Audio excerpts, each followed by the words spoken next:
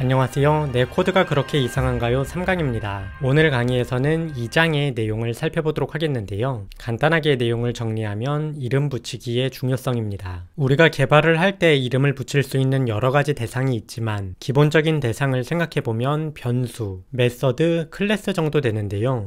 왜 이러한 대상에 이름을 잘 붙이는 것이 중요한 걸까요? 계속해서 이야기하지만 2명 이상이 함께 개발을 하기 때문입니다. 코드를 읽고 이해하는 데 시간을 조금이라도 줄이고 힘을 덜 들게 만들려면 이름을 잘 붙여야 됩니다. 그래서 이름을 붙이는 간단한 행위도 우리가 설계라고 이야기를 할 수 있습니다. 이 이름 붙이는 것 중에 클래스와 관련된 이름 붙이기는 이후에 다루기 때문에 오늘 강의에서는 변수와 메서드의 이름을 붙이는 방법과 관련된 내용을 다룬다고 생각을 해주시면 되겠습니다. 일단 코드 2-1을 살펴보겠습니다. 지금 화면과 같이 코드가 있다면 이 코드를 읽고 이해하는 것이 쉽지 않을 것입니다. 코드 골프라고 부르는 아주 작은 용량으로 주어진 문제를 푸는 듯한 특별한 문제가 아니라면 별도의 특별한 이유 없이 이렇게 짧은 이름을 사용할 필요가 없습니다. 옛날 개발자분들은 키보드로 입력하기 귀찮으니까 라는 말도 하시지만 현대에는 자동 완성 기능이 거의 완벽하다시피 제공이 되기 때문에 이름이 길어도 간편하게 입력할 수 있습니다. 따라서 이름은 길게 정확하게 적어주는 것이 좋습니다. 그래서 이 변수 각각이 무엇을 의미하냐라고 한다면 책의 14페이지에 있는 표 2-1처럼 데미지의 크기, 플레이어의 기본 공격력, 플레이어 무기의 공격력, 적 자체의 방어력, 적 방어구의 방어력이라고 의미를 합니다. 놀랍게도 그렇다고 합니다. 그래서 사실 이렇게 적는 것보다는 데미지를 계산할 때 각각이 어떤 것을 계산하는 것인지 데미지의 어마운트다 라고 지금 화면과 같이 입력을 하면 훨씬 쉽게 이해할 수 있을 것입니다. 마찬가지로 플레이어의 공격력이라는 것은 책에서는 플레이어 암 파워라고 입력을 했고요. P2는 플레이어 웨폰 파워라고 지정을 했습니다. 이어서 D1 같은 경우에는 에너미의 바디 디펜스라고 표현을 했고요. D2 같은 경우에는 에너미의 아머 디펜스라고 지정을 했습니다. 그래서 이렇게 코드를 입력을 하면 코드가 조금 더 길어지기는 했지만 코드를 이해하는 것이 훨씬 쉬워집니다. 그러면 이어지는 내용을 살펴보도록 하겠는데요. 이번 절의 내용을 조금 정리하면 변수의 이름만 잘 붙여도 해당 줄의 코드가 무엇을 하는지 알 수 있다 입니다. 현재 코드를 보게 되면 데미지 어마운트라는 것을 계산을 하는데요. 일단 플레이어의 기본 공격력과 플레이어 무기의 공격력을 합해서 데미지 어마운트에 할당을 하고 있습니다. 이어서 이를 활용을 해서 적의 기본 방어력과 방어구의 방어력을 더한 뒤 나누기 2를 해서 빼주고 있는데요. 이렇게 코드를 하나하나 읽으면은 이것이 지금 무엇을 하고 있는 것인지 간단하게 이해는 되지만 분석하는데 시간이 걸립니다. 분석하는데 시간이 걸린다는 것은 가독성과 유지보수성이 떨어진다는 의미입니다. 그러면 어떻게 해야 가독성과 유지보수성을 늘릴 수 있을까요? 굉장히 간단한데요. 어떤 한 계산을 할 때 그 계산이 정확하게 무엇을 계산하는지 변수에 적당한 이름을 붙여주면 됩니다. 예를 들어서 플레이어 암 파워와 플레이어 웨폰 파워를 구하는 부분이 있다면 데미지 어마운트라는 변수에 그대로 할당하지 말고 토탈 플레이어 어택 파워라고 지정된 변수에다가 이 값을 할당하게 되면 이 줄은 토탈 플레이어 어택 파워를 구하는 부분이구나 라고 쉽게 이해를 할 수 있을 것이고요. 이 아래 부분에도 토탈 에너미 디펜스라는 이름을 붙여주게 되면 이 줄은 에너미의 총 방어력을 구하는 부분이 되구나 라고 이해를 할 수 있습니다. 그리고 이렇게 계산된 두 변수를 갖고 데미지의 총량을 계산하게 코드를 구성을 하면 이전보다 훨씬 더 명확하게 코드를 쉽게 이해할 수 있게 됩니다. 그래서 각 행위마다 변수를 만들어서 활용하는 것이 유지 보수성과 가독성을 굉장히 높게 올려줍니다. 사실 옛날 개발자분들은 변수를 쓸데없이 하나 더 만드는 행위가 코드의 전체적인 성능을 떨어뜨릴 수 있다라고 걱정을 많이 했는데요. 하지만 알고리즘을 공부해 보신 분이라면 알겠지만 알고리즘의 전체적인 복잡도는 전체적인 반복 횟수에 의존하지 한 번의 반복에서 어떻게 되는가에는 크게 의존하지 않습니다.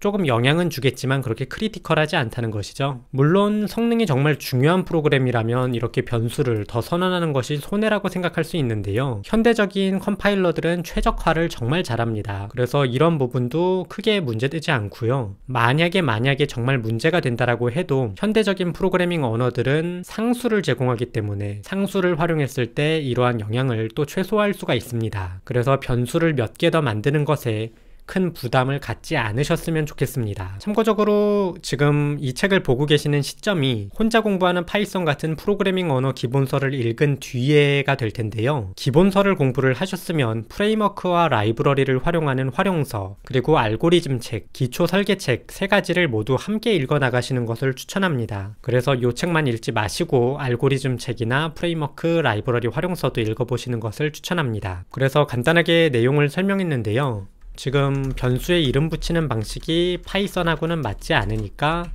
파이썬식으로 조금 변경을 해보도록 하겠고요. 계속해서 이제 메서드 부분으로 넘어가도록 하겠습니다.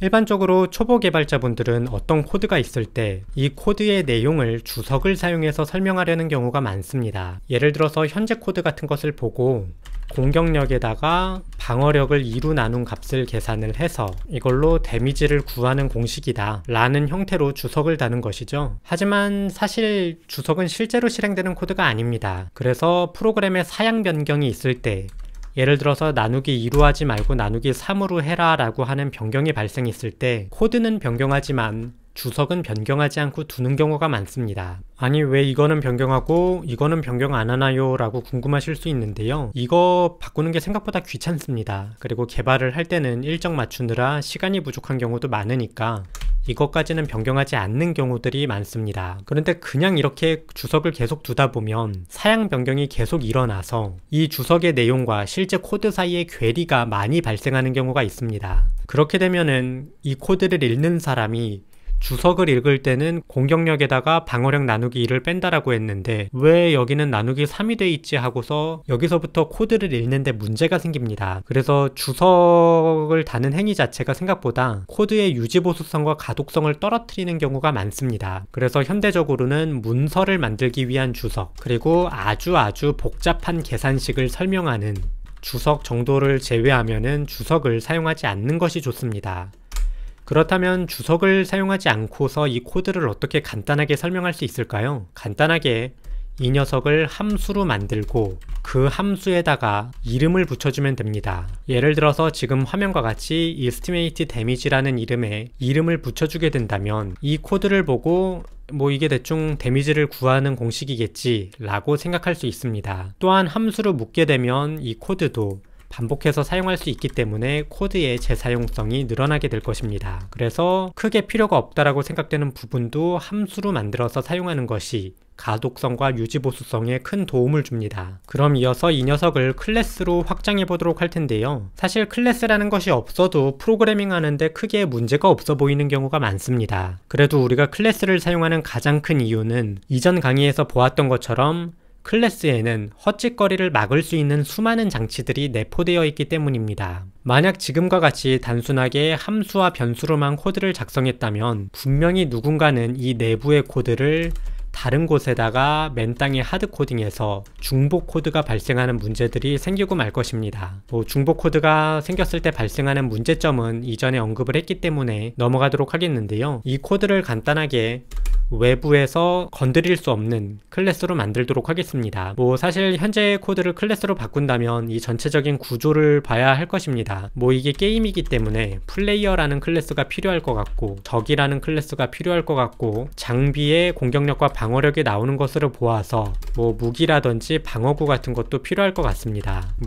클래스 구조를 조금 생각을 해본다면 게임 오브젝트라는 거 아래에다가 캐릭터라는 걸 만들고 이 아래에다가 플레이어와 에너미를 넣을 수 있겠고요. 게임 오브젝트 아래에다가 이퀴먼트라는 것을 만들고 이 아래에다가 웨폰과 아머라는 클래스를 넣어서 구조를 구성할 수 있을 것입니다. 근데 요거까지 구현하려면 강의의 길이가 너무 커지기 때문에 간단하게 플레이어와 적 모두 그냥 캐릭터일 뿐이다 라고 생각을 하고서 클래스화 해보도록 하겠습니다. 일단 캐릭터라는 클래스를 만들어 주도록 하겠고요. 이어서 이 녀석에다가 인스턴스 변수를 지정해 주도록 하겠습니다. 인스턴스 변수로는 암 파워, 웨폰 파워, 바디 디펜스, 그리고 아머 디펜스라는 값을 주도록 하겠습니다. 뭐 사실 이런 매개 변수도 외부에서 받아야겠지만 간단하게 구성을 할 수 있게 그냥 10이라고 할당을 하도록 하겠습니다. 그리고 이스티메이트 데미지를 할 때는 자기 자신과 다른 대상, 뭐 아서라고 쓸게요. 이 아서는 캐릭터라는 자료형이라고 하겠습니다. 그래서 코드를 변경을 하면 내 어택 파워는 셀프의 암 파워 더하기 셀프의 웨폰 파워가 되겠고, 적의 디펜스는 아서의 바디 디펜스